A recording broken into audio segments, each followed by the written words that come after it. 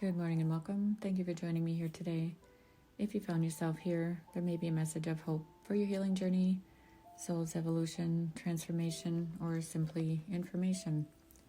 So I get asked all the time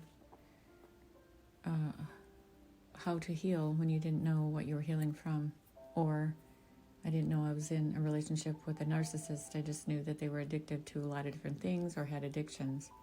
So, maybe you didn't know because they're very clever. So the worst type of narcissist, maybe they're covert and very fragile. So hands down, it'll be the most damaging for you.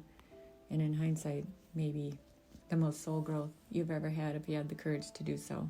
So it's faith over fear for your healing journey. Why didn't you know? Because they act like they care when it benefits them. They will never shed a tear unless it benefits them. And they can come up with crocodile tears in a second, even if they're with your fake therapist, right?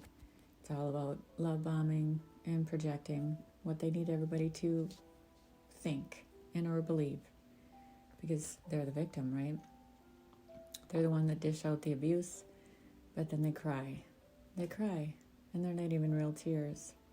Maybe they have a lot of Izine that they use, and maybe they've even put it in your drink, right? It does some magical things. Interesting, right?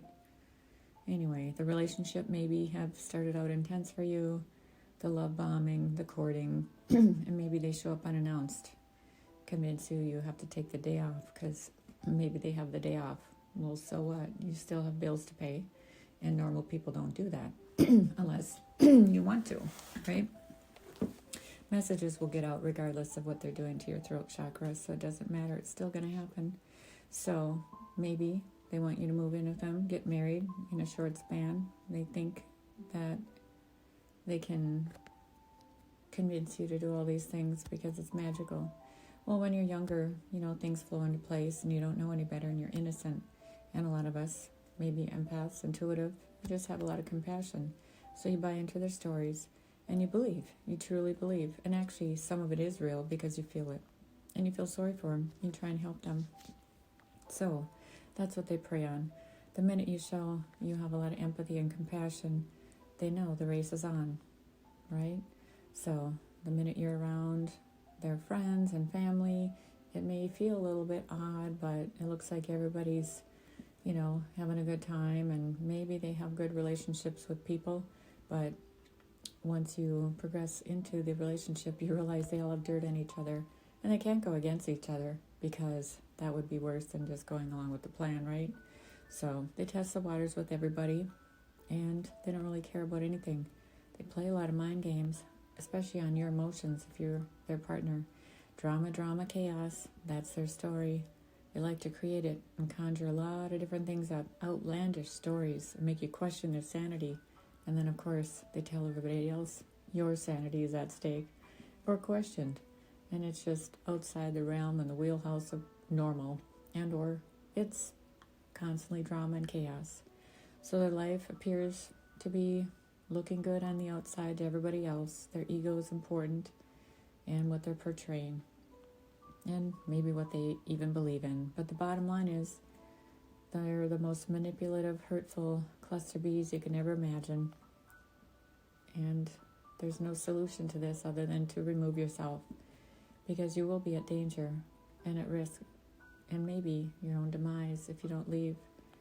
They psychologically hurt you and damage you, and then try and twist it around as if it's some kind of reverse psychology, as if you didn't remember things correctly. And maybe you didn't because you weren't sure what you were eating or drinking, right? That's all part of their plan. So before you know it, the script will be flipped, even in the justice system. Those who don't believe your story, even if you've given it to them, they don't do anything about it, because the stories, the slander, the malice intent continues on. But at the end of the day, when they want to pretend to make peace, maybe their attorneys ask for all the evidence, and there they can see the very thing that you said was happening is true. So it's not okay. You just want them to find their healing so you can find yours. But they don't stop at anything. They keep you in court, and sometimes they actually say, and they laugh about it, well, it's the only time they can see you.